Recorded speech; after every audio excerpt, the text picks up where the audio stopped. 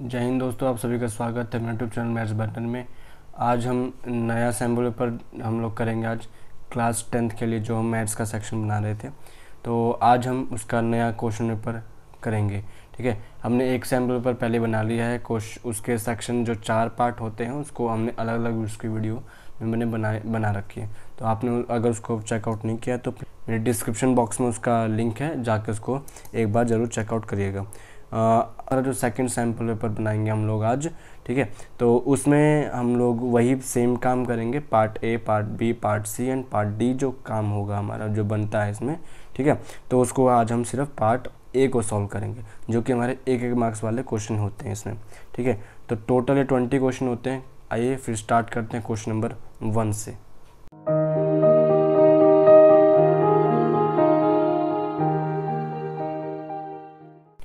सबसे पहला क्वेश्चन आपको स्क्रीन पर दिख जाएगा। तो सबसे पहला क्वेश्चन का जो आंसर बन रहा है क्या है कि HCF of coprime number is always.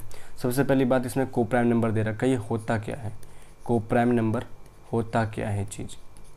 ठीक है, देखिए कोप्राइम नंबर, पहली बात तो ये नंबर्स जो होते हैं ये पेयर में होते हैं, जस्ट लाइक दिस, इस तरीके से कुछ ये पेयर में होंगे। यहाँ भी दोनों फिलअप्स में कुछ जगह पे ये नंबर्स आएंगे। जो मान लीजिए कि यहाँ पे 2 आ गया एंड 3 आ गया। ये दोनों ऐसे नंबर्स होते हैं जो कि आपस में कभी भी 1 के अलावा इनका कोई कॉमन नंबर डिविजन नहीं, कॉमन मल्टीपल नहीं होता है। ठीक है, तो ऐसे नंबर कोप्राइम नंबर कहलाते हैं। तो एक तो एग्जांपल ये कह सकता हूँ मैं, जैसे कि और मैं कह दूँ 5 and 4, ये एक एग्जांपल हो जाएगा। ठीक है, 7 and 5 ये एग्जांपल हो जाएगा। तो कुछ भी ऐसे एग्जांपल हमारे लोग बन सकते हैं। ठीक है, तो अगर मैं किसी भी एग्जांपल, किसी भी नंबर का मैं यहाँ से HCF निकाल लूँ, तो इसका अगर मैं HCF बताऊँ तो इसका आंसर 1 आ जाएगा। इसका भी HCF अपने पास 1 आ जाएगा। तो HCF of any coprime number is always 1, यही इसका आंसर बन जाएगा। क्वेश्चन नंबर 2 चेक करिए। Write a quadratic polynomial with the sum of वो zeros is -3 and product is -10। Next जो क्वेश्चन में दे रखा है कि जो जीरोस का जो सम होता है क्वाड्रेटिक पॉलिनोमियल के लिए, क्वाड्रेटिक पॉलिनोमियल हमको पता है कि उसके अंदर 2 जीरोस होते हैं। लेट फर्स्ट जीरो को हमने अल्फ़ा मान लिया एंड अदर जीरो को हमने बीटा मान लिया। ठीक है, दोनों के सम मतलब कि अल्फ़ा प्लस बीटा की वैल्यू मुझे -3 दी हुई है, -3 दी हुई है एंड अल्फ़ा इंटू बीटा की वैल्यू हमें दी हुई है -10। क्वाड्रेटिक पॉलिनोमियल बनाना है। क्वाड्रेटिक पॉलिनोमियल बनाने के लिए हमें इसका फॉर्मूला हमें पता होना चाहिए। क्वाड्रेटिक पॉलिनोमियल बनाने का जो फॉर्मूला होता है वो ये होता है कि x² minus alpha plus beta x plus alpha into beta. इसमें बस वैल्यू डाल दीजिए, सॉल्व कर दीजिए। तो अपने पास इक्वेशन बन गया x² minus alpha plus beta की जगह हम डालेंगे -3, ये x plus alpha into beta -10। ठीक है, तो x² माइनस प्लस होता है तो प्लस 3x -10, ये हमारे पास इक्वेशन इसकी बन जाएगी। ठीक है, इस तरीके से। Next question number 3। Question number 3 हमारे पास कि after how many decimal places will the decimal expansion of the number 47/2 and 5/2 terminates. मतलब कि अगर मैं ये जो नंबर जो मुझे दे रखा है क्वेश्चन नंबर 3 में कि 47/2 एंड 5 की पावर हो जाएगी 2, ये हमें क्वेश्चन दे रखा है। बोला गया है कि अगर इस नंबर को सॉल्व करूँ, डिवाइड करूँ, तो कितने डेसिमल के बाद ये टर्मिनेट हो जाएगा। इसका जो सिंपल तरीका होता है वो ये होता है कि 5 को और 2 को बराबर कर दीजिए। बराबर किस तरीके से किया जाएगा, यहाँ पे जिसका नंबर कम है 2 और 5 में से, जो डिनोमिनेटर में 2 और 5 रखा गया है, उनमें जिसकी संख्या कम होती है उसी से ऊपर और नीचे मल्टीप्लाई कर देते हैं, और जितनी कम है उतनी बार। तो देखिए यहाँ पर 2 दे रखा है 3 बार, 2 दे रखा है मुझे 3 बार, और 5 की संख्या है 2 बार। तो 5 कम है और 1 कम है, इसलिए ऊपर भी हमें 5 से मल्टीप्लाई करना पड़ेगा और नीचे भी हमें 5 से मल्टीप्लाई करना पड़ेगा। तो नीचे तो हमारा बन जाएगा 2 की पावर 3 मल्टीप्लाई 5 की पावर 3 इस तरीके से, और ऊपर हमारा बन जाएगा 2 3 5। ठीक है, ये हमारा ऊपर बन गया। इसको हम लोग क्या लिख सकते हैं, 2 3 5 अपॉन 10 की पावर 3। तो हमारे पास आंसर बन जाएगा 0.235। मतलब हमारा आंसर जो टर्मिनेट होगा वो टर्मिनेट आफ्टर 3 डेसिमल नंबर होगा। ठीक है, 3 डेसिमल नंबर के बाद वो नंबर हमारा टर्मिनेट हो जाएगा। क्वेश्चन में थर्ड का ही और पार्ट, क्वेश्चन में थर्ड का और पार्ट हमें दे रखा है गिवन डैट HCF हमें दे रखा है, क्वेश्चन नंबर 3 का ही HCF हमें दे रखा है, HCF हमें दे रखा है, एक तो है 3 3 6 एंड नेक्स्ट नंबर इज़ 5 4। इसका हमें दे रखा है HCF 6 एंड LCM हमें बस निकालना है, LCM ही इसका मुझे निकालना है। तो एक फॉर्मूला होता है जो कि फर्स्ट चैप्टर का क्वेश्चन है, उसके हिसाब से इम्पोर्टेंट फॉर्मूला बनता है। फॉर्मूला ये हमारा बनता है कि HCF multiply LCM is equal to product of 2 number. ठीक है, तो HCF into LCM is equal to product of 2 number. HCF हमारे पास बन गया, HCF की वैल्यू 6 आ रखी है, तो 6 मल्टीप्लाई LCM हमें निकालना ही है, इसको ब्लैंक छोड़ देंगे, is equal to product of 2 number. 2 number हमारे पास बने थे 3 3 6 इंटू 5 4। तो हमारे पास जो LCM की जो वैल्यू आ जाएगी वो आ जाएगी 336 इंटू 5 4 अपॉन 6। 6 की टेबल में 54 जाएगा हमारे पास 9 से, तो हमारे पास जो बन जाएगा आंसर 336 इंटू 9।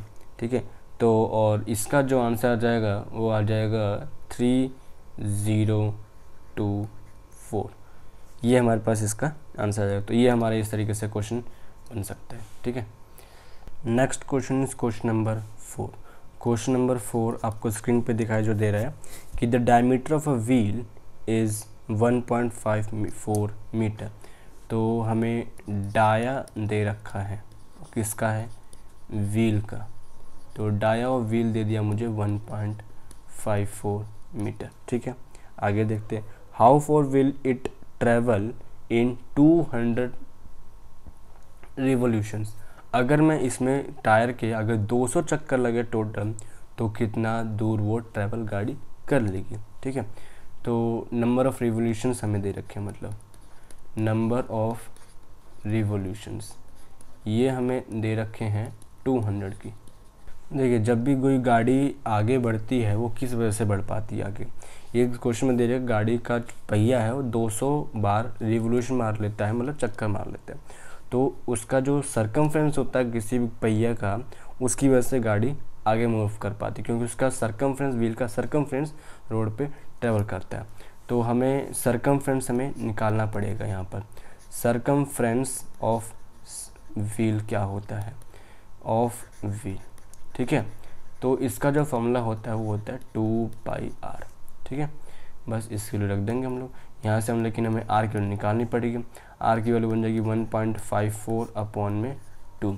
यहाँ से जब हम इसको यहाँ से पॉइंट जब हटाएंगे तो इंटू 100 आ जाएगा।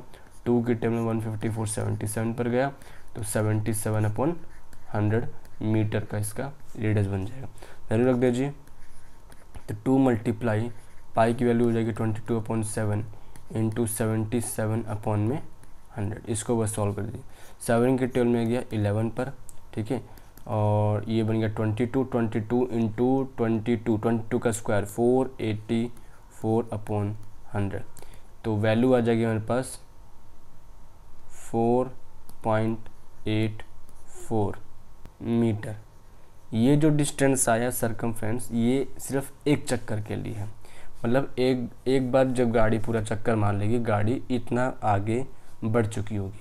तो गाड़ी टोटल उसका पहिया 200 बार चक्कर लगाया है, तो टोटल डिस्टेंस कितना कवर कर पाएगी, टोटल डिस्टेंस कवर्ड, ये हो जाएगा सर्कमफ्रेंस। इसका सिंपल सा जो फॉर्मूला बन सकता है वो बन जाएगा सर्कमफ्रेंस इनटू में नंबर ऑफ रिवोल्यूशंस। ठीक है, तो 4.84 मल्टीप्लाई 200, तो ये हो जाएगा 8 16 का 6 1 कैरी हो गया 8 968 मीटर, ये हमारी टोटल डिस्टेंस चली जाएगी गाड़ी। अगर इसको किलोमीटर में चेंज किया तो 0.968 किलोमीटर गाड़ी हमारी चली जाएगी अगर इतना चक्कर लगाए टोटल तो। ठीक है, तो ये हमारा हो गया क्वेश्चन नंबर 4। अब बारी है हमारे क्वेश्चन नंबर 5 की। अब क्वेश्चन नंबर 5 जो दे रखा है, question number 5, express 234 as a product of prime numbers. ठीक है, तो 234 को मुझे एक्सप्रेस करना है कि वो प्राइम नंबर की रिस्पेक्ट में मैं तोड़ सके, उसको प्रोडक्ट में तोड़ सके। कुछ नहीं, सिंपल सा तरीका है, 234 को एलसीएम कर दीजिए। 234 का हम जब एलसीएम करेंगे 2 के टेबल में 117। ठीक है, 117 जाएगा हमारे पास 13 के टेबल में, 13 के टेबल में जाएगा तो 9 पर। ठीक है, फिर ये 3 के टेबल में 3 पर ही गया, एंड अगेन 3 के टेबल में 1 पर।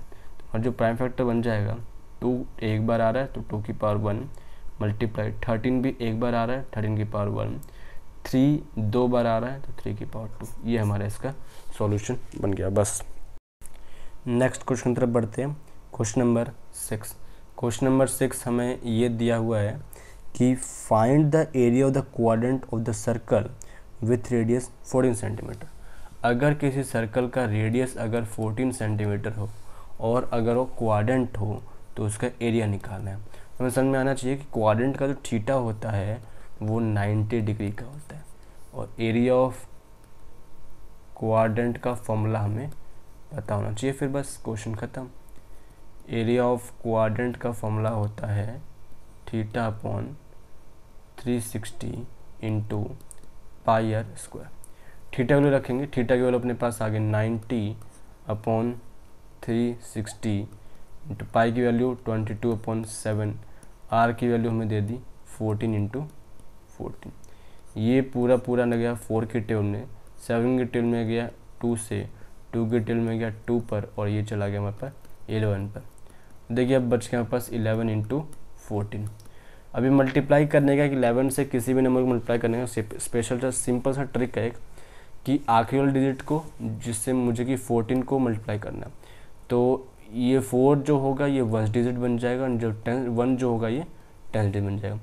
तो जो भी आखिरी जो लास्ट डिजिट है उनको एज इट इज़ हम लोग उतार देंगे 1 4, फिर दोनों को प्लस करके जो आंसर आएगा उसको हमारे को बीच में लिख देना है इस तरीके से। बस ये हमारा 11 से मल्टीप्लाई हो गया, चेक कर सकते हैं आप बेसिकली। तो ये हमारे पास सेंटीमीटर स्क्वायर इसका एरिया आ गया। तो ये हमारा क्वेश्चन नंबर 6 का सॉल्यूशन हो जाएगा इस तरीके। ओके, अब हम क्वेश्चन नंबर 7 की तरफ बढ़ते हैं। क्वेश्चन नंबर 7 में हमें दे रखा है कि a pair of linear equations of 2 variables has unique solution. मतलब कि एक लीनियर पेयर है जो कि 2 वेरिएबल का है, ठीक है, और ये मिल करके दोनों इक्वेशन जो है हमारी, ये इक्वेशन मिल करके यूनिक सॉल्यूशन क्रिएट कर रही हैं।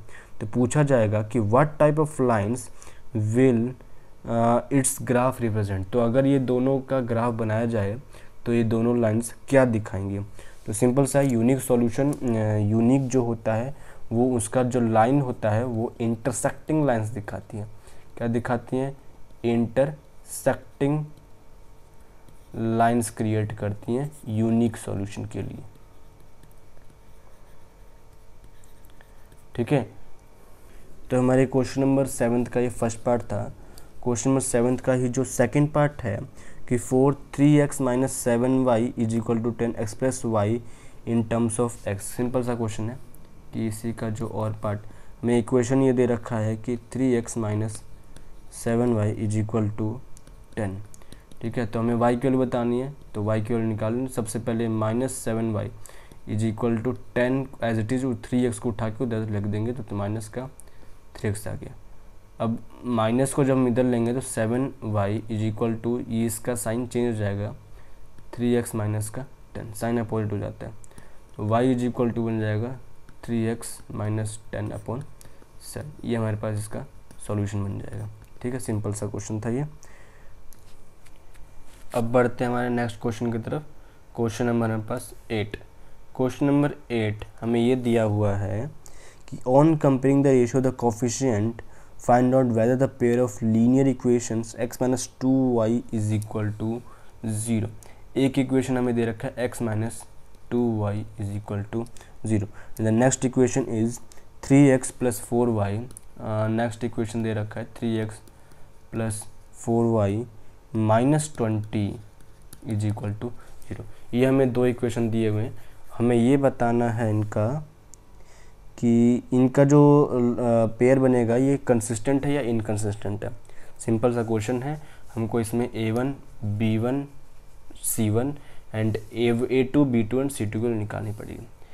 a1 की वैल्यू, a2 की वैल्यू, b1 की वैल्यू, b2 की वैल्यू, c1 की वैल्यू, c2 की वैल्यू। ठीक है, a1 की वैल्यू देख लीजिए, इसको मैं फर्स्ट इक्वेशन मानता हूँ, इसको सेकंड इक्वेशन मानता हूँ।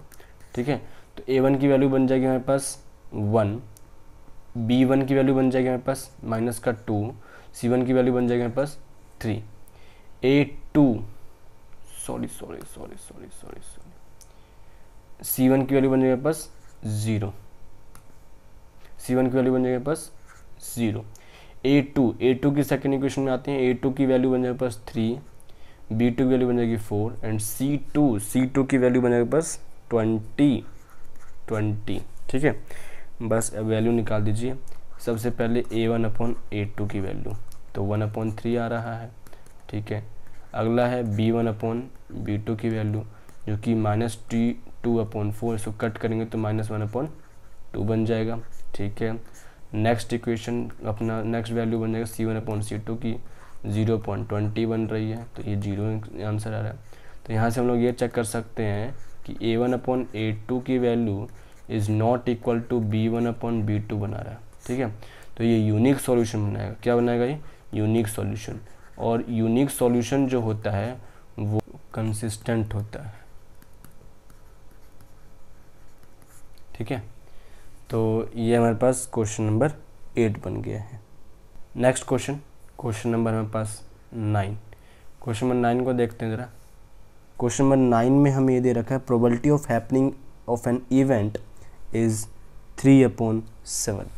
किसी भी काम के होने की जो प्रोबेबिलिटी दी हुई है वो हमें 3/7 दी है। मतलब कि PE दिया हुआ है 3/7। अब हमें निकालना है what with the probability of not happening of that event, कि वो काम नहीं हुआ है उसकी वैल्यू में निकालनी है। तो हमें निकालना है PNE की वैल्यू। ठीक है, सिंपल सा काम है, सिंपल सा फॉर्मूला है कि PE प्लस P0E। ठीक है, इसका जो वैल्यू होता है 1 होता है। वैल्यू रख दीजिए, सॉल्व कर दीजिए। PE की वैल्यू 3/7 आ गया, प्लस इसको हमने ऐसे एज इट इज छोड़ देंगे, इसको इज इक्वल टू 1। ठीक है, तो PNE की जो वैल्यू हो जाएगी वो हो जाएगी 1 माइनस 3/7। सॉल्व करेंगे एलसीएम से, तो 7 - 3 4/7 इसका आंसर आ जाएगा। ये हमारे पास सॉल्यूशन बन जाएगा इस तरीके से। ठीक है, ओके, अब हमारे पास है नेक्स्ट क्वेश्चन नंबर हमारे पास 10। क्वेश्चन नंबर 10 हमें ये दिया है कि a surveyor wants to find out the height of tower. ठीक है, he measures angle A as 10A is equal to 3/4। ठीक है, what is the height of tower A is if A is 40 metre from the base as shown in the figure. Simple सा question है कि हमें ये एक tower है और हमको इसके टावर के फुट से एक पॉइंट तक की डिस्टेंस 40 मीटर दी हुई है। इसको मैं A मान लेता हूँ, ये हमारे पास B हो जाएगा और ये हमारे पास C हो जाएगा, ये हमारे पास 90 डिग्री। तो इसके हिसाब से हमें जो वैल्यू दी हुई है एक कि 10A इज इक्वल टू 3/4 दे रही है। ठीक है, तो हमें ये निकालना है कि what is the height of tower, tower की हाइट क्या बनेगी, ठीक है, सिंपल सा क्वेश्चन है, ठीक है। देखिए कैसे होगा, 10a की जो वैल्यू होती है क्या होती है, 10a हम ये जानते हैं कि p/b होती है। अगर कोई बंदा a यहाँ से देख रहा है तो उसके हिसाब से bc की जो वैल्यू बन जाएगी वो p बन जाएगी, ba की वैल्यू बन जाएगी b and this one is h, ठीक है। मतलब कि bc/ab, ठीक है, ये हमारे पास ये वैल्यू बन जाएगी। अगर इतना सब है तो वैल्यू रख देते हैं एक बार, तो वैल्यू रखने पर क्या आएगा अपने पास कि 3/4 इज इक्वल टू BC की वैल्यू अपने पास जो है जो कि हाइट है वही चीज़ रह जाएगी, एंड द AB इज जो कि B है वो है जाएगी 40, ठीक है। क्रॉस मल्टीप्लिकेशन कर देंगे, क्रॉस मल्टीप्लिकेशन करते ही देख लीजिए क्या आएगा, 3 × 40 इज इक्वल टू 4 BC। 4 की टेबल जब उधर 4 की वैल्यू को उधर लेके जाएंगे तो BC इज इक्वल टू 3 × 40/4, ये बन जाएगा 10 पर, तो 30 मीटर की उसकी हाइट थी, मतलब ये टावर 30 मीटर का था हमारे पास। तो ये हमारे पास क्वेश्चन नंबर 10 का सॉल्यूशन, सिंपल सा क्वेश्चन है, ज़्यादा कोई मुश्किल है नहीं क्वेश्चंस, ठीक है। क्वेश्चन नंबर 11, क्वेश्चन नंबर 11 का जो क्वेश्चन हमें दे रखा है कि if the medium the given data with the observation in ascending order is 27.5, इस वैल्यू का मुझे मीडियन दे रखा है 27.5, find the value of x। पहले डाटा लिख लेते हैं, डाटा हमें ये दे रखे हैं कि 24, 25, 26, x+2, x+3, next one is 30, 33 and 37, ठीक है। और हमें हमें मीडियन भी दे रखा है, मीडियन की वैल्यू हमें दी हुई है 27.5, ठीक है। मीडियन कैसे निकलता है, ये अनग्रुप्ड क्वेश्चन, अनग्रुप्ड वैल्यूज़ का क्वेश्चन है ये, ठीक है। किस तरीके से बनेगा इस क्वेश्चन के लिए, तो हमें सबसे पहला काम होता है असेंडिंग ऑर्डर में अरेंज करना, वो हमें पहले से ही दे रखा है बना कर। अब देखते हैं कितने हैं टोटल, तो ये हो जाए 1 2 3 4 5 6 7 एंड 8 है, मतलब n की वैल्यू अपने पास 8 आ गई और ये इवन बन जाएगा, इवन है ये। इवन नंबर के लिए मीडियन का फॉर्मूला क्या होता है, इवन नंबर के लिए मीडियन का फॉर्मूला होता है n/2 एंड n/2 + 1, ठीक है। तो n/2 मतलब कि 8/2, 8/2 की वैल्यू एंड 8/2 + 1 की वैल्यू, ठीक है। 8/2 वैल्यू हो गई मतलब कि 4th value and 5th value.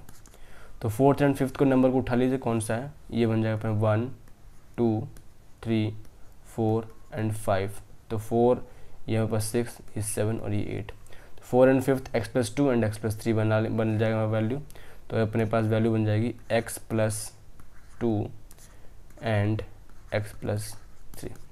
अब मीडियन कैसे रखा जाएगा ना, इन दोनों के लिए रखा जाएगा। किस तरीके से रखा जाएगा कि इन दोनों का निकालना पड़ेगा हमें मीन।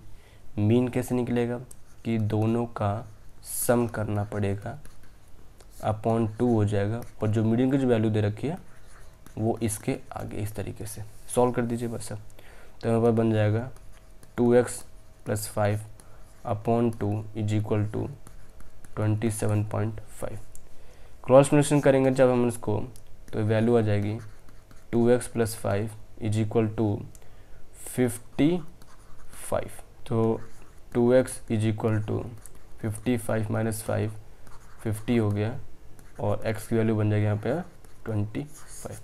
ये हमारे पास इस तरीके से x की वैल्यू हमारे पास आ जाएगी, ठीक है। हम उसका रीचेक भी कर सकते हैं, अगर मैं इसको वैल्यू को डाल के अगर मैं मीडियन निकालने की कोशिश करूँ तो हमारे पास आ भी सकता है इस तरीके से, ठीक है। तो ये ऐसे हमारे पास ये क्वेश्चन बन जाएगा, और हमसे x की वैल्यू पूछी गई थी, ये हमारे पास x की वैल्यू आ गई। क्वेश्चन नंबर दे रखा है 12। क्वेश्चन नंबर 12 हमें ये दे रखा है कि एक if a line segment A B is to be divide in the ratio of the 5:8 internally, एक लाइन है जो कि 5:8 में हमें डिवाइड करना है internally. We draw a ray A X such that angle B A X is an acute angle, what is the minimum number of points to be located at equal distance on ray A x. Simple सा है, 13 answer आएगा इसका। क्यों आएगा? दोनों ratio को जो plus की जाती है, जब वैल्यू प्लस की जाएगी, जितना जो आंसर आएगा वही टोटल रेज उसमें डाली जाती हैं। देखिए इस तरीके से क्वेश्चन बन रहा है, जितने की भी लाइन खींच बोली जाएगी उतनी की हम लाइन खींच देते हैं। ठीक है, अब हमें 5:8 की वैल्यू में काटना है, मतलब कि अगर 5 + 8 किया जाए तो ये आ गया 13। ठीक है, तो हमसे ही पूछा जा रहा है कि ये मैंने जब एक्यूट एंगल खींचूंगा तो ए से हमको यहाँ से पैरेलल मतलब इक्वल लाइन खींचनी पड़ती है। ये 1 2 3 4, तो कितनी खींचनी पड़ेगी, वैल्यूज़ हम कितनी लेनी पड़ेगी, टोटल जितना इसका सम आया। तो हमें टोटल यहाँ वैल्यूज़ हमें लेनी पड़ेंगी 13 की। तो सिंपल सा यही हमसे क्वेश्चन पूछा गया था, इसका कोई तुक नहीं, सिंपल सा क्वेश्चन था। Next question, question number 13। Question number 13 का थ्योरम दे रखा है कि state the Pythagoras theorem. Theorem सारे इंपॉर्टेंट है, मैं नहीं कराऊंगा। ठीक है, मोस्ट इंपॉर्टेंट थ्योरम्स है सारे के सारे, चाहे 6 चैप्टर का हो चाहे सर्कल का हो, तो सारे थ्योरम्स इंपॉर्टेंट है, उनको रिवीजन शुरू करिएगा। ठीक है, कोई सा भी क्वेश्चन हमारे थ्योरम के लिए आ सकता है। इसी का जो और पार्ट है वो मैं कराता हूँ, 13 क्वेश्चन का ही और पार्ट। क्वेश्चन है कि if triangle A B C similar to triangle D E F. Triangle हमें दे रखा है कि triangle A B C similar हो जाएगा ट्रायंगल डी ई एफ के। ठीक है, angle A is equal to 45 degree, angle A is equal to 45 degree, angle C is equal to 55 degree, find angle E. Diagram बना के समझाता हूँ। ये अपने पास ट्रायंगल ए बी सी है और ये अपने पास ट्रायंगल है डी ई एंड एफ। ठीक है, इस तरीके से दोनों ट्रायंगल में सिमिलर दे रखे हैं, कोई दुख नहीं। तो सिमिलर होने का बात समझ में क्या आता है, सिमिलर जब होता है तो सारे एंगल्स दूसरे सामने वाले ट्रायंगल के एंगल्स के बराबर हो जाते हैं। तो जैसे से पहला पार्ट ए है, इस ट्रायंगल पहला वैल्यू डी है, तो एंगल ए जो होगा एंगल डी के, इम्पॉर्टेंट है कि एंगल ए एंगल डी के ही बराबर होगा। मैं उसको ना ई के बराबर कर सकता हूँ ना ही एफ के बराबर कर सकता हूँ। उसी तरह जो बी होगा, दोनों की पोजीशन सेकंड नंबर पर है, तो बी जो होगा वो एंगल ई के बराबर होगा एंड एंगल सी जो होगा वो हमारे एंगल एफ के बराबर होगा। ये हमारे पास एक सिंपल सा यहाँ समझ में आ जाता है। इसको लिखना कैसे कि angle A is equal to angle D हो जाएगा, angle B is equal to angle E हो जाएगा and angle C is equal to angle F हो जाएगा। वैल्यूज़ दी हुई हैं, अगर एंगल ए 45 डिग्री का तो एंगल डी भी 45 डिग्री का, अगर एंगल सी 55 डिग्री का तो ये वाला भी 55 डिग्री का ही हो जाएगा। अब हमें सिर्फ निकालना है एंगल ए ई की वैल्यू। एंगल ई की वैल्यू कैसे, सिंपल सा क्वेश्चन है कि एंगल से हम प्रॉपर्टी लगा दीजिए ट्रायंगल डी ई एफ के लिए, तो angle D plus angle E plus angle F is equal to 180 degree होता है।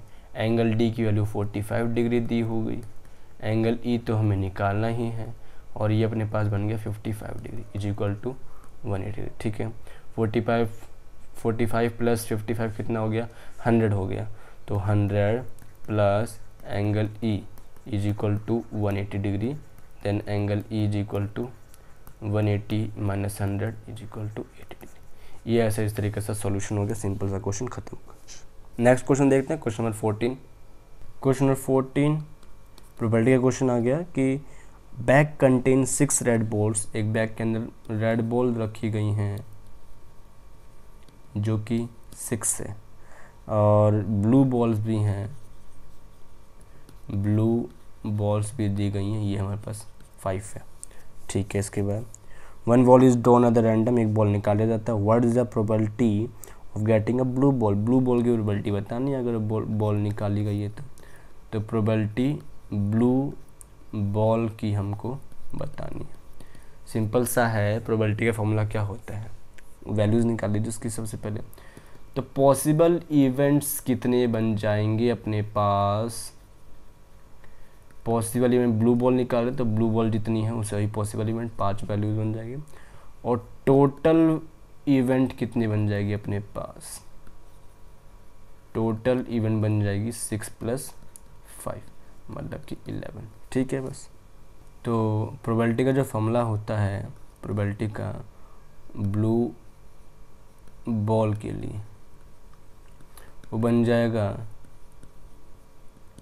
कि possible event upon total event, possible event 5 total event 11। ये आंसर हो गया, क्वेश्चन खत्म।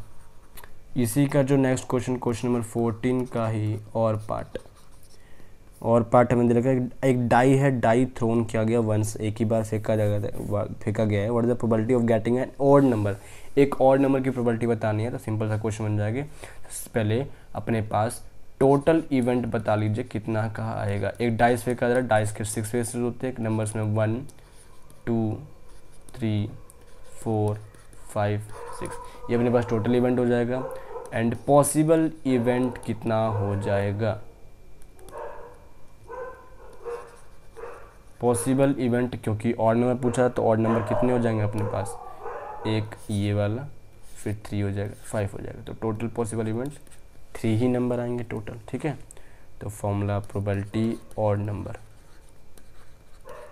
तो पॉसिबल इवेंट ऊपर, टोटल इवेंट नीचे, कट कर देंगे 1/2, आंसर यहाँ से आ जाएगा। क्वेश्चन 14 भी हमारे यहाँ पे कंप्लीट हो जाएगा। नेक्स्ट क्वेश्चन नंबर अपने पास आ जाएगा 15।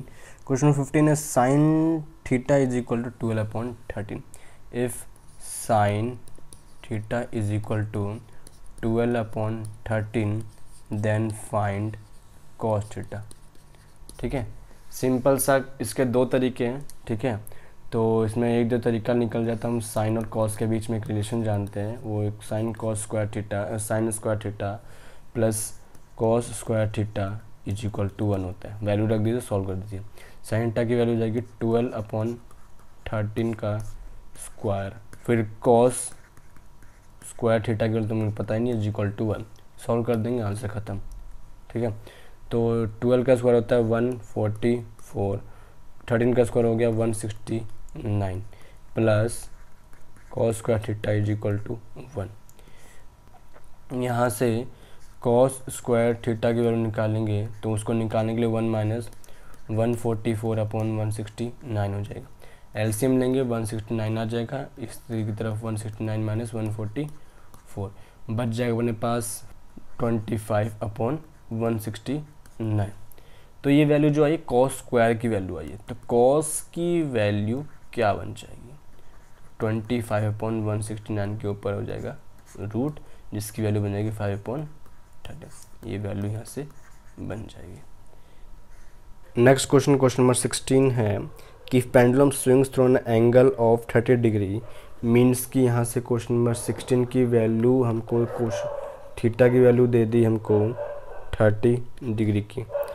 And describe an arc 17.6 its length. अगर वो पूरा एक आर्क बना रहा है, जो आर्क बना रहा है उसकी लेंथ हमें दे रखी है, मतलब लेंथ ऑफ आर्क दिया हुआ है, लेंथ ऑफ आर्क, इसकी वैल्यू मुझे दी गई 17.6 सेंटीमीटर। ठीक है, तो हमको ये निकालना है कि उस पेंडुलम की लेंथ कितनी थी, मतलब क्वेश्चन के हिसाब से हमें रेडियस निकालना पड़ेगा। तो लेंथ ऑफ आर्क का फॉर्मूला सिंपल सा होता है, कोई लेंथ ऑफ आर्क का फॉर्मूला, अब मैं लेंथ ऑफ आर्क, इसका फॉर्मूला होता है कि थीटा अपॉन 360 × 2πr। वैल्यू डाल दीजिए, क्वेश्चन खत्म हो जाएगा। थीटा की वैल्यू बन जाएगी अपने पास यहाँ से 30 डिग्री अपॉन 360 × 2 मल्टीप्लाई, पाई की वैल्यू बन जाएगी 22/7 और आर की वैल्यू बन जाएगी, आर्क तो वैल्यू निकालनी है सॉरी, और लेंथ ऑफ आर्क हमें दे रखा है 17.6। इसको बस सॉल्व कर देना है, पॉइंट यहाँ से हटाएंगे तो पॉइंट नीचे अपना आ जाएगा 10। ठीक है, 0 से 0 कट, 0 से यहाँ से 0 कट हो गया, 3 की टर्म में गया 12 पर, ठीक है, और ये गया हमारे पास 6 पर, ये 3 पर, ये 11 आ गया, ठीक है। सब कुछ उधर डाल दीजिए, तो r की वैल्यू इधर जो बच जाएगी, सिर्फ इधर बच जाएगी अपने पास 17.6 अपॉन 10 मल्टीप्लाई 3/3 इंटू 7 अपॉन 11, ठीक है। ये अपने पास वैल्यू यहाँ से बच सकती है। तो यहाँ से अगर मैं पॉइंट को हटाता हूँ तो इंटू में नीचे आ जाएगा 10 अगेन दोबारा से। 11 की टेबल में 17.6 कट होगा, कितने पर होगा 1 एंड 6, 16 पे चला गया पूरा, ठीक है। तो वैल्यू बन जाएगी 16 इंटू 21 अपॉन 100। यहाँ से जो वैल्यू आ जाएगी वो आ जाएगी 336 अपॉन 100, मतलब कि 3.36 सेंटीमीटर। ये अपने पास क्वेश्चन यहाँ से बन जाएगा इसका, ठीक है। फार्मूला बेस्ड क्वेश्चन है बस, और कुछ नहीं है, ठीक है। क्वेश्चन नंबर 16 का ही नेक्स्ट क्वेश्चन और पार्ट बन रहा है। और पार्ट में हमको ये दिया हुआ है कि find the area of sector of a circle was radius is 6 centimetre. Radius अपने को 6 सेंटीमीटर दिया हुआ है and theta the angle of the sector is 60 degree. Theta में दे रखा है 60 डिग्री। तो एरिया ऑफ सेक्टर निकालना, एरिया ऑफ सेक्टर का फॉर्मूला क्या होता है, सिंपल सा क्वेश्चन है, ये भी फॉर्मूला बेस्ड क्वेश्चन हो जाएगा। Area of sector, area of sector का फॉर्मूला हो जाएगा theta upon 360 into pi r square. Theta की वैल्यू बन जाएगी, थीटा की वैल्यू 60 अपॉन 360 इंटू पाई की वैल्यू 22/7 इंटू, या 22/7 ना ले करके हम लोग इसको 3.14 ले तो ज़्यादा बेटर होगा ये चीज़, क्योंकि हमें पता है कि ये यहाँ जो नीचे 7 बचेगा किसी से कटेगा नहीं, किसी से डिवाइड नहीं हो सकता। 3.14 ही ले लें इसको हम लोग, ज़्यादा सही रहेगा। तो इंटू 6 इंटू 6 कट कर दीजिए, ये पूरा 1 और ये 6 पे गया, 60 में एक 6 कट हो गया, अपने पास बच गया 3.14 इंटू 6, और इसकी जो वैल्यू बन जाएगी वो अपने पास बन जाएगी 18.84 सेंटीमीटर, ठीक है। तो ये हमारे पास क्वेश्चन नंबर 16 भी कंप्लीट हो जाएगा। अब हमारे पास क्वेश्चन नंबर 17, क्वेश्चन नंबर 17, 18, 19, 20, ये 4 क्वेश्चन रह रहे हैं, और हर एक क्वेश्चन में हमको 5 पार्ट मिलते हैं पेपर के अंदर, और 5 पार्ट में से हमको कोई भी 4 करने होते हैं बस, ठीक है। मैं यहाँ 5 पार्ट कराऊंगा, तो आपको हर क्वेश्चन को समझने की चीज़ है, बस समझ लीजिए कैसे आ रहा है वो चीज़, मैं सब कुछ समझाने की कोशिश करूँगा इसमें। तो क्वेश्चन नंबर 17 को देखते हैं सबसे पहले। देखिए क्वेश्चन नंबर 17, क्वेश्चन नंबर 17 में जो पहले क्वेश्चन दे रखा है कि Raman is teaching a kite shape patch on the cushion cover. Cushion का कवर बना रहा है, उसके ऊपर जो काइट शेप का एक फिगर बना रहा है, ठीक है। Few question came to his mind while teaching the patch. जब वो बना रहा था उसके माइंड में कुछ क्वेश्चंस जनरेट होते हैं। Give answer this question by looking the figure. तो सबसे पहला जो क्वेश्चन जनरेट हो रहा है कि Raman stitches the white thread at what angle to each other, कि रमन जो उस पर वाइट थ्रेड से जो फिगर बना रहा है काइट का, वो कितने डिग्री का बनना चाहिए। तो देखिए काइट का फिगर बना रहा है, तो काइट में जो एंगल बनता है वो 90 डिग्री का बनता है। देखिए अब बारी है इसके क्वेश्चन नंबर, इसी का जो सेकंड पार्ट है उसका। सेकंड पार्ट में दे रखा है कि which is the correct similarity criteria applicable for the smaller triangle at the upper part of this kite. Kite के जो अपर पार्ट है, इस जैसा कि फिगर में दिखा सकता हूँ आपको मैं, ये अपने पास जो एक काइट बनेगा, ठीक है। तो ये हमारे पास काइट बन गया। तो ये एक तो ये वाला part and the second one is this part. दोनों ट्रायंगल को सिमिलर करवाना है तो कौन से कॉन्ग्रुएंस, कौन से प्रॉपर्टी से दोनों के दोनों सिमिलर हो पाएंगे। तो ये हो पाएंगे RHS प्रॉपर्टी से। बताता हूँ किस तरीके से। देख लीजिए, अगर मैं इसको मान लूँ A, ये B, ये C और सेंटर को O मान लिया हमने, ठीक है। तो काइट की प्रॉपर्टी होती है, सबसे पहला जो प्रॉपर्टी बन जाएगा वो AB is equal to AC। सबसे पहली प्रॉपर्टी तो ये हो गई। OA एंड OA कॉमन हो गया हमारे पास, एंड यहाँ पे जो angle BOA is equal to हो जाएगा एंगल COA, क्योंकि दोनों के दोनों 90 डिग्री बनाएंगे। तो इस हिसाब से RHS का प्रॉपर्टी हमको ये ले लेगा यहाँ से RHS। तो इसका आंसर ये हो जाएगा question number second with proof बताया मैंने। क्वेश्चन नंबर थर्ड की तरफ बढ़ते हैं। अब इसके क्वेश्चन नंबर थर्ड में हमें दे रखा है कि side of two similar triangle and the ratio of 2:9, the corresponding altitude of these triangles are in the ratio of, कि इनका जो साइड्स, किसी भी ट्रायंगल का साइड होगा उस साइड्स का जो रेशियो दे रखा है अपने को, वो दे रखा है 2:9 का। हमको पूछा जा रहा है एल्टीट्यूड के, दोनों जो एल्टीट्यूड बनेंगे उनका रेशियो हमसे पूछा जा रहा है। तो ये क्वेश्चन भी बन सकता है, वैसे तो एक NCERT का क्वेश्चन ही एक तरीके का ये, कि जो एल्टीट्यूड होता है और जो साइड होता है इससे बराबर बन जाता है। तो इसका भी आंसर 2:9 बन जाएगा। ये बिल्कुल उसके ऊपर ही क्वेश्चन आ जाएगा, क्वेश्चन जो हमारा NCERT में दे रखा था।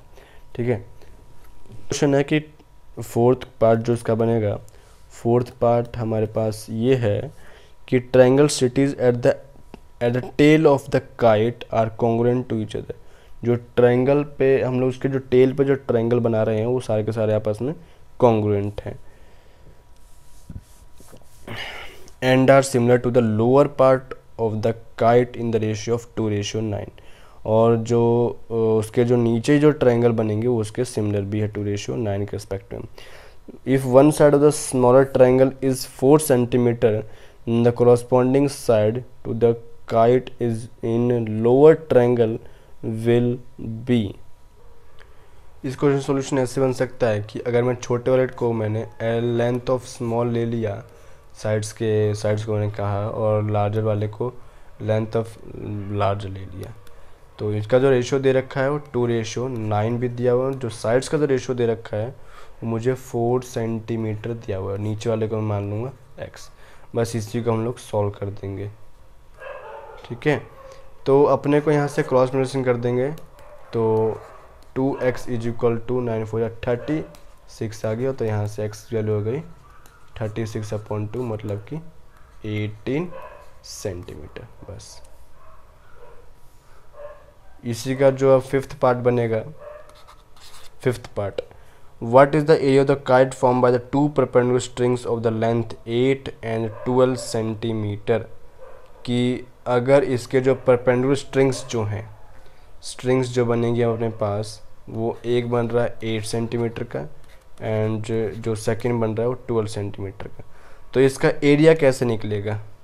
तो काइट का जो एरिया का जो फॉर्मूला होता है वो एरिया ऑफ काइट बनेगा half into D1 into D2। तो हाफ इंटू 8 इंटू 12, 2 की टेल में 12 गया 6 पर, 8 5 से 48 सेंटीमीटर स्क्वायर का इसका एरिया यहाँ से हमारा बन जाएगा।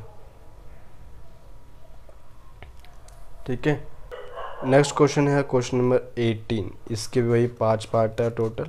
ठीक है, सबसे पहला देखते हैं, सबसे पहले स्टेटमेंट दे रखिए, Karan went to a lab near to his home for कोविड-19 test along with the family members.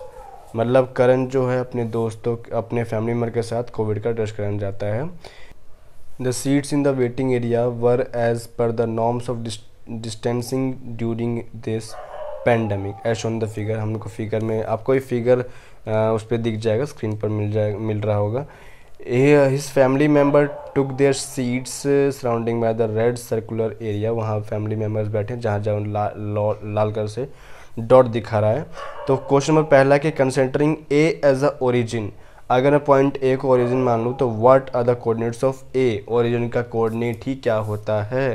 तो फर्स्ट का आंसर है सिंपल सा क्वेश्चन 0 0 ऑप्शन इसका बन जाएगा, जो इसका C ऑप्शन जो है। ठीक है, सेकेंड क्वेश्चन देखते हैं, what is distance between Neena and Karan. Neena and Karan के बीच में डिस्टेंस क्या है? तो नीना का कोऑर्डिनेट क्या बन रहा है अपने पास? सबसे पहले तो ये है, क्योंकि डिस्टेंस निकालने के लिए अपने को कोऑर्डिनेट्स की वैल्यू चाहिए। तो नीना का कोऑर्डिनेट बन रहा है अपने पास 3 6 एंड अगर मैं करण की कोऑर्डिनेट की बात करूं तो करण का कोऑर्डिनेट बन जाएगा अपने पास 6 and 5, 6 and 5 डिस्टेंस निकाल। डिस्टेंस का फॉर्मूला क्या होता है? डिस्टेंस का फॉर्मूला होता है x2 माइनस x1 का whole square plus y2 minus y1 का होल स्क्वायर और ये रूट ओवर। ठीक है, x2 की वैल्यू हो जाएगी अपने पास 6 माइनस 3 का होल स्क्वायर प्लस y2 हो जाएगा 5 माइनस 6 का होल स्क्वायर, रूट में आ जाएगा। तो 6 माइनस 3 3 का स्क्वायर हो गया 9 प्लस 5 माइनस 6 हो गया -1 का स्क्वायर 1।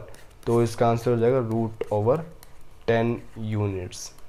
दोनों के बीच में रूट 10 की दूरी है, जो कि हमारे क्वेश्चन इसका भी ऑप्शन नंबर सी ही बन जाएगा।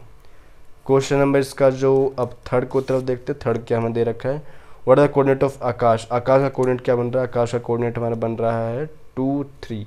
सिंपल से क्वेश्चन, एक मिनट के भी क्वेश्चन नहीं है। तो क्वेश्चन नंबर फोर्थ की बारी देखते हैं। What will be the coordinate of the point exactly between Aakash and Binu where a person can be seated. Aakash और बीनू के बीच में अगर किसी बंदे को बैठाया जाए तो दोनों के बीच में जो एग्जैक्टली बीच में उसका कोऑर्डिनेट कितने का बनेगा। सिंपल सा क्वेश्चन बन जाएगा। आकाश का कोऑर्डिनेट कितने का है? देख लीजिए, आकाश का कोऑर्डिनेट हमारे पास बन रहा है 2 3 का। ठीक है, और ये गया, और ये हमारे पास बीनू का हमारे पास बन रहा है 5 2 का। ठीक है, इसके बिल्कुल एग्जैक्ट बीच में मुझे कोई बंदा बैठाना है, मतलब कि 1 के रेशियो में बांटना है, मतलब मिड पॉइंट बनेगा।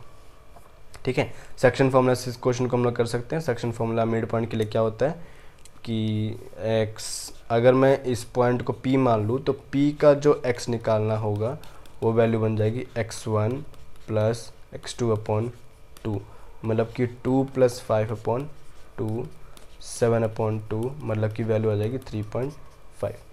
नेक्स्ट बन जाएगी पी वाई की वैल्यू, ये बन जाएगी y1 प्लस y2 अपॉन 2।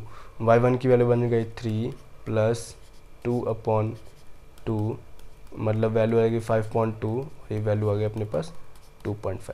तो अपने पास ये कोऑर्डिनेट बन गया, जो कि ऑप्शन कौन सा देगा अपने को? ऑप्शन देगा फर्स्ट ए ऑप्शन अपने को मिल रहा है यहाँ से। ठीक है, अब हमारे पास क्वेश्चन नंबर अपने पास इसका 5th part. Question 5 determine the shape of the figure we get by joining the points where Karan's family members are seated. अब इनका मुझको फिगर बताना है कि कौन सा फिगर ये सब बना रहे हैं। ठीक है, तो ये क्या बोला है कि चारों का डिस्टेंस निकालना पड़ेगा। मैं आकाश और बीनू का डिस्टेंस निकाल लूँगा। ठीक है, बीनू और करण का डिस्टेंस निकाल लूँगा, करण और नीरू का डिस्टेंस, नीना का डिस्टेंस निकाल लूँगा, एंड नीना एंड आकाश का डिस्टेंस निकालूंगा। अब निकालूंगा नहीं मैं, आप निकाल सकते हैं इस क्वेश्चन को। अगर आप प्रिपरेशन करें तो ये आपको क्वेश्चन सिंपल सा आना चाहिए, न्यूमेरिकल क्वेश्चन, एनसीईआरटी का क्वेश्चन है। ठीक है, तो चार को डिस्टेंस निकाल के चेक कर सकते हैं हम लोग कौन सा फिगर ये दे रहा है। ठीक है, अगला क्वेश्चन है क्वेश्चन नंबर 19। क्वेश्चन 19 दे रखा है, engineer plans to make all the pillar of the metro green with the plans to make this beautiful and to contribute for healthy environment as shown in the picture.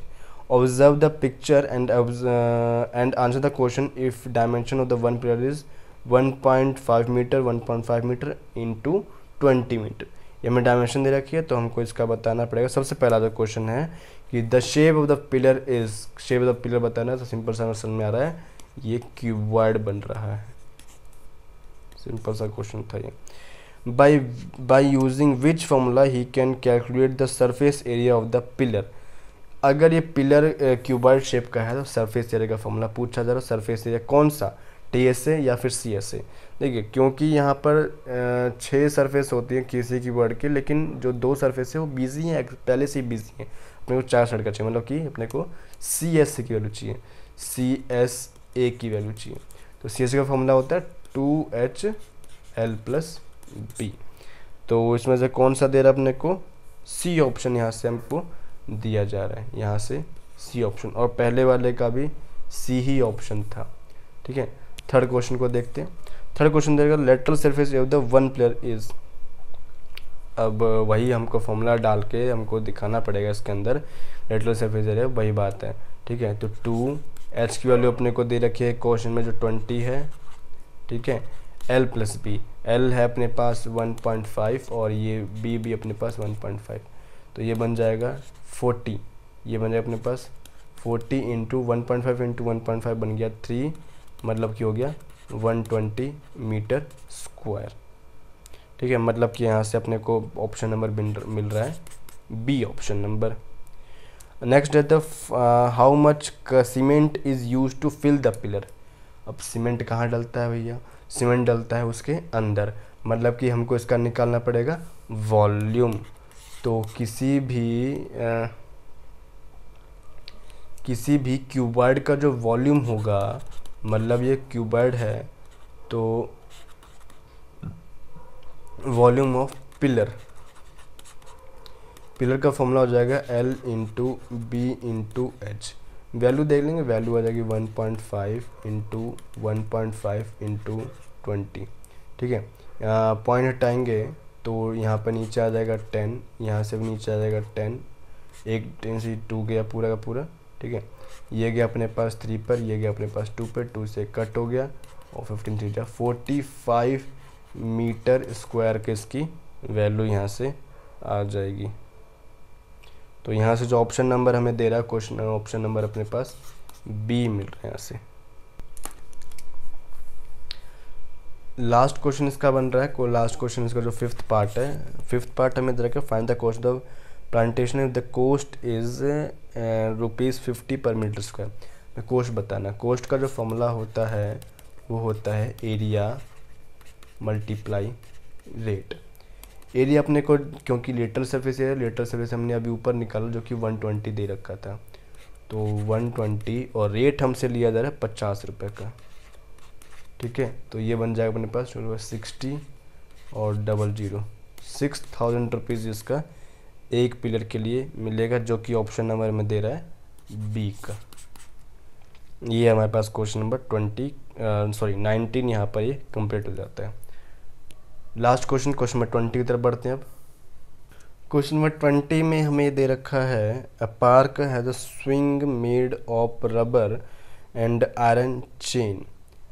Sachin, who is studying in the class X, मतलब class 10th, has noticed that this is shape of mathematical shape. This is a mathematical shape. She has learned in maths class. Following question raised in his mind. Answer the question by observing both the pictures. कि दोनों को देखते हुए हमें इसके कुछ questions बन रहे हैं, उसके क्वेश्चंस जो माइंड में बन रहे हैं उसको हमें सॉल्व करने हैं। सबसे पहला क्वेश्चन है कि name the shape of this wire is band. सबसे पहला क्वेश्चन अपने को दे रखा है कि इसका शेप का नाम क्या है, तो इस शेप का नाम होता है पैराबोला। क्या होता है? पैराबोला। सेकंड क्वेश्चन कि how many zeros are there for the polynomial. अगर ये पोलिनोमियल बन रहा है तो इसके कितने जीरोस बनेंगे, तो जितनी बार वो एक्स एक्सिस काटेगा उतने जीरोस बनते हैं, मतलब कि 2 बार 2 टाइम्स, मतलब 2 जीरोस बन जाएंगे, 2 इसका आंसर आ जाएगा first option. The zeros of the polynomial are, third question में दे रखा है कि इसके जीरोस बनेंगे कौन से। देख लीजिए ग्राफ के देखेंगे आराम से, थोड़ा सा जूम करके ध्यान से, ठीक है। तो अपने को जो एक्स एक्सिस सबसे पहले काट रहा है, एक काट रहा है -1 पे जो इसको इंटरसेक्ट करके जा रहा है, और दूसरी वैल्यू है 3, तो -1 और 3 इसका 0 वैल्यू बन जाएगा, जो कि ऑप्शन नंबर है अपने पास बी इसका ऑप्शन नंबर बन जाएगा। क्वेश्चन नंबर 4 में हमें दे रखा है कि what will the expression of the polynomial. Expression कौन सा बनेगा, मतलब कि हमें एक पॉलिनोमियल बना के दिखाना है।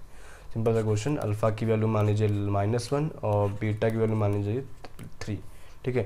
सबसे पहले हमें अल्फ़ा प्लस बीटा निकालना होगा, मतलब -1 प्लस 3 की वैल्यू 2 वैल्यू आ गई। अल्फ़ा बीटा की वैल्यू -1 इंटू 3, मतलब कि -3 आ गई, ठीक है। यहाँ से हम लोग फिर इक्वाड्रेटिक इक्वेशन के लिए फॉर्मूला डालेंगे, वो बन जाएगा x² minus alpha plus beta x plus alpha beta, ठीक है। तो एक्स स्क्वायर की वैल्यू बन जाएगी x square minus alpha beta की वैल्यू बन जाएगी क्या 2x प्लस अल्फ़ा बीटा की वैल्यू बन जाएगी -3। Final equation x square minus 2x minus 3, ये अपने पास फाइनल इक्वेशन आ जाएगी। मतलब कि वैल्यू हमारे पास बन रही है सी ऑप्शन, सी ऑप्शन इसका द करेक्ट आंसर बन जाएगा। क्वेश्चन नंबर इसी का हो जाएगा 5th पार्ट। क्वेश्चन नंबर 5 बोला गया what is the value of the polynomial if x is equal to 1। अगर x की वैल्यू 1 डाल दिया जाए तो क्या इक्वेशन बन जाएगी, डाल दीजिए ज़रा सा कि px हमें दे दिया यहाँ से x square minus 2x minus 3। अगर यहाँ से हम लोग x की वैल्यू डाल देते हैं 1, ठीक है, तो डाल देते हैं 1 का स्क्वायर माइनस 2 इंटू 1 माइनस का 3, सॉल्व कर देते हैं इसको ज़रा। 1 का स्क्वायर 1 हो जाएगा -2 माइनस 3 मतलब कि 1 माइनस 5 मतलब -4 इसका आंसर है, मतलब कि ए ऑप्शन इसका आंसर, ठीक है। तो यहाँ जाके हमारा एक क्वेश्चन पार्ट ए हमारा पूरा हो जाता है। नेक्स्ट वीडियो में इसका पार्ट बी हम करेंगे जो कि 2 मार्क्स के जो क्वेश्चन होते हैं, यहाँ पे हमारा इस सेम पेपर का 1 मार्क्स वाले सारे क्वेश्चन बन जाते हैं। हमने जो पीछे के 4 क्वेश्चन आते हैं 17, 18, 19 एंड 20, ये 4 क्वेश्चन, चारों क्वेश्चन में पेपर में हमें 4 ही ऑप्शन करने होते हैं। मैंने यहाँ पे आपको सारे क्वेश्चन करा दिए। इसके जो 5 क्वेश्चन आते हैं, 5 में से हमें कोई 4 क्वेश्चन करने होते हैं, ठीक है। अगर आपको किसी भी क्वेश्चन में कोई दिक्कत हो तो कमेंट करके बता दीजिएगा, मैं उसको दोबारा समझाने की अलग तरह से कोशिश करूँगा। अगर आपको मैथ में किसी भी टॉपिक में कोई दिक्कत हो वो भी मुझे बता दीजिएगा, कमेंट करके बता दीजिएगा, उसकी मैं अलग से एक सेपरेट वीडियो बना दूंगा, ठीक है आपको। और उसको मैं थोड़ा सा आसान तरीके से कोशिश करूँगा कि आपको समझ में आ जाए। नहीं, ये सब टॉपिक जो हैं ये सारे हमारे टॉपिक इम्पॉर्टेंट हैं हमारे पेपर के लिए। इसमें आप पेपर्स को बनाते रहिए और रिवीजन करते रहेंगे तो हो जाएगा, ठीक है। अगर आपको सेशन अच्छा लगा तो प्लीज़ लाइक करिएगा, कमेंट करके बताइए कैसा लगा है, और सब्सक्राइब अगर आपने अभी तक नहीं किया है तो प्लीज़ सब्सक्राइब कर लीजिएगा एंड बेल आइकन को ज़रूर दबा दीजिएगा, ठीक है। और इसको शेयर जरूर करिएगा अपने दोस्तों के साथ, अपने फ्रेंड्स के साथ, रिलेटिव्स के साथ जो अभी भी 10th क्लास में पेपर्स उनका जिसका आने वाला है।